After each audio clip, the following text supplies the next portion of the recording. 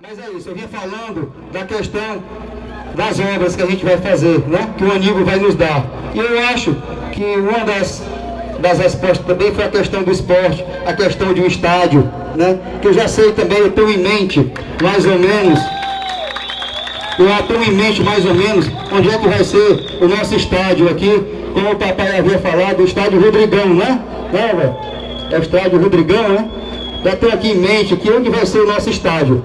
E essa emenda de 850 mil é totalmente suficiente, porque já tem um projeto, eu acho que de Cariré, de 770 mil do estádio que foi feito lá. Então, se ele nos der os 850 mil, como prometeu, e eu acho que ele vai dar, porque ele prometeu e cumpriu a nossa Avenida 23 de Agosto, nós teremos, com certeza, já no final do ano de 2013, o nosso estádio municipal de Senador Sá, o estádio Rodrigão.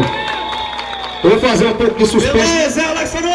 Eu não vou dizer, mas eu vou fazer um pouco de suspense. Não vou dizer onde é, não. Só quando a gente receber e quando as máquinas começarem a trabalhar.